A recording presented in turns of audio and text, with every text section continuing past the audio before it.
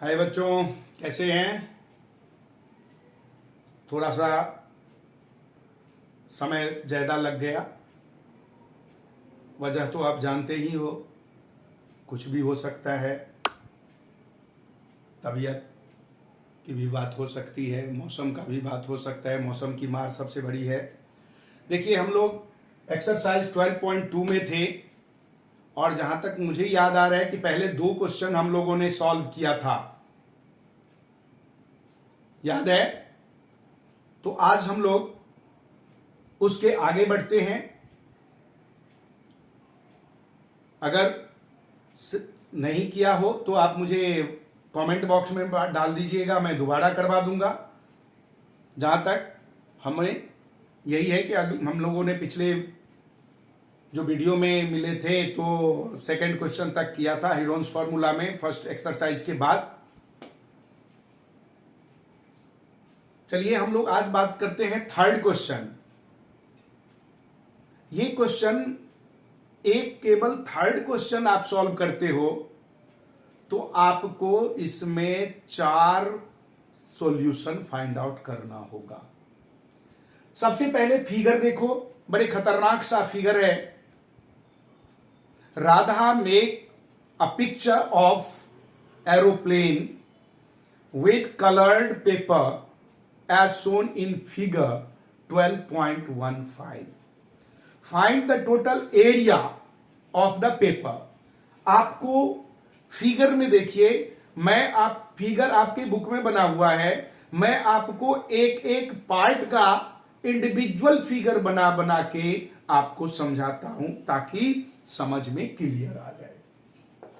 Question number 3 part 1। आप अपने part में देखोगे 1 पार्ट में इक्विलेटरल ट्रायंगल गिवन है। पार्ट 1 में क्या है? इक्विलेटरल ट्रायंगल 5 सेंटीमीटर इसका 2 साइड है और तीसरा साइड जो है वो 1 सेंटीमीटर है। This is 1 5 5 centimetre. So S is equal to 5 plus 1 upon 2. This is equal to 11 upon 2. Or it should be 11 upon 2, or this is 5.5.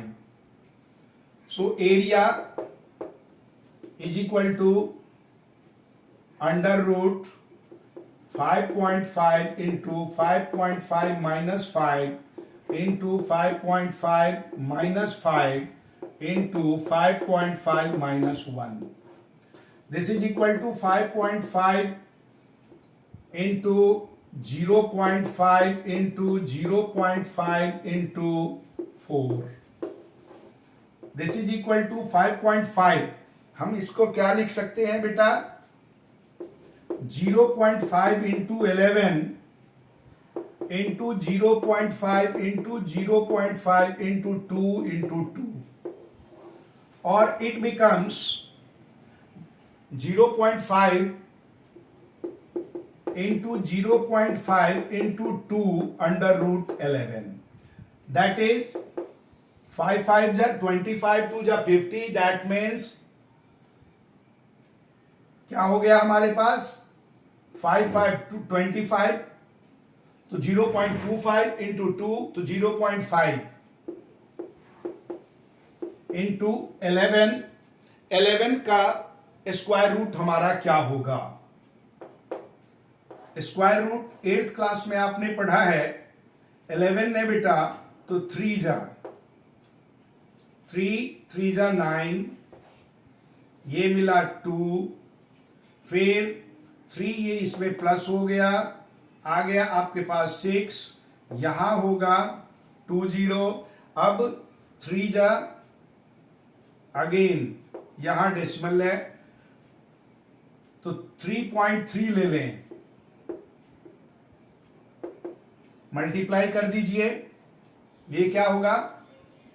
5 3 जा 15, 1 5 3 जा 15 एंड 1 16, 1.65 सेंटीमीटर स्क्वायर। यही होगा।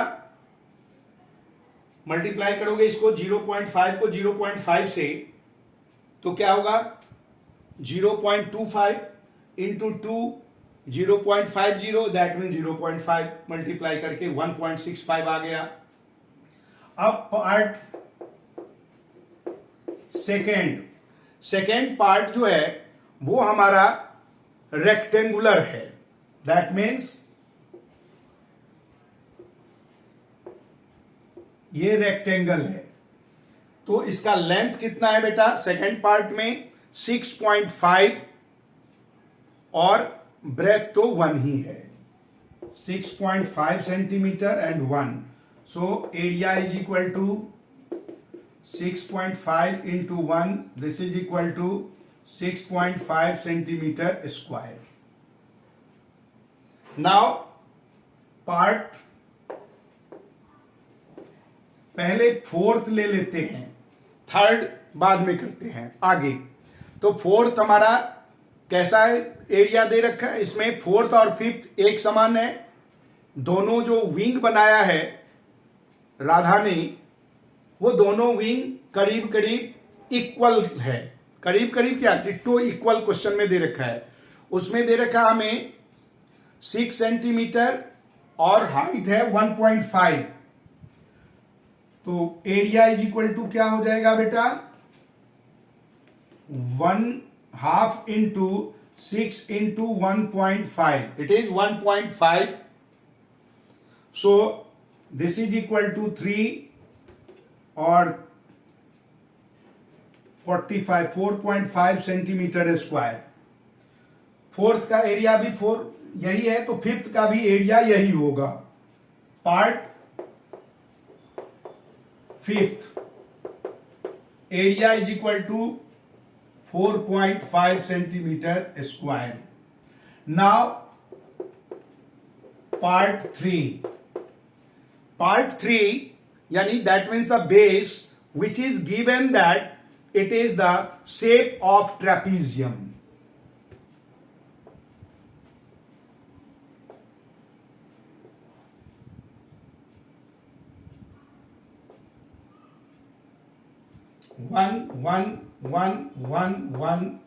वन सारे 1 हैं क्योंकि ये हमें 2 के बराबर दे रखा है।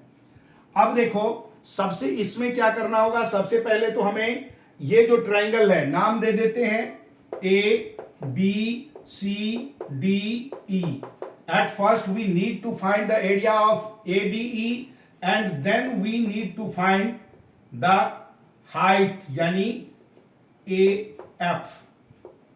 सो area of triangle A D E 1 + 1 + 1 upon 2, it becomes 3 upon 2. This is equal to 1.5. Area is equal to 1.5 into 1.5 minus 1 into 1.5. This is the equilateral triangle. So we use the formula of equilateral triangle. हम लोग direct equilateral triangle का formula use कर लेते हैं क्योंकि तीनों side हमारा equal है। वो हो जाएगा √3 upon 4 1 स्क्वायर।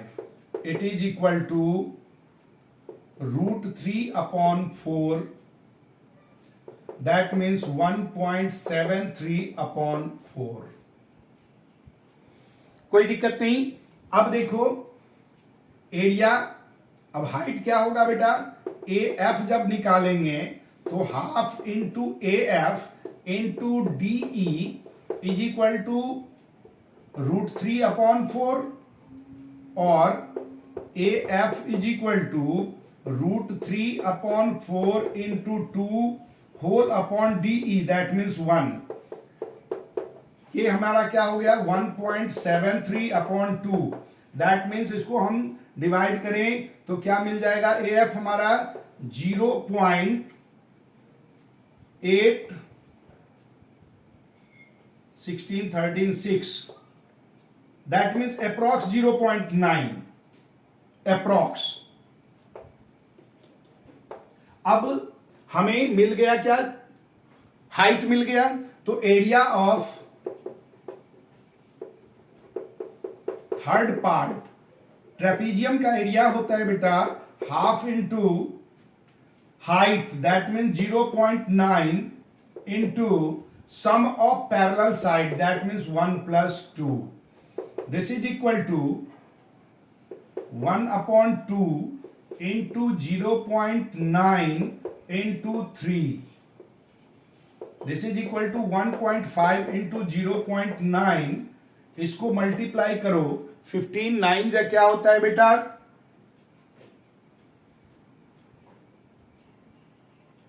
नहीं मालूम है, 15 का टेबल पढ़ना, नहीं तो ऐसे मल्टीप्लाई करो, 9 5 जा 45, 4 9 1 जा 4 एंड 1 13, 1 2 के बाद डेसिमल 1.35 सेंटीमीटर स्क्वायर. तो अब total area is equal to, ये टोटल एरिया यानी कि फर्स्ट पार्ट कितना मिला था 1.65 प्लस 4.5 प्लस 4.5, सेकेंड का कितना मिला था हमें 1.65, सेकेंड का 6.5 सॉरी 6.5 और फिर 1.35. इन सब को प्लस करेंगे, 5 5 0 6 15 एंड 6 21 एंड 3 14 24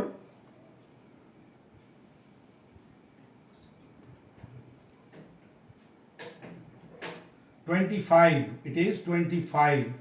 2 3 7 11 and 7 18.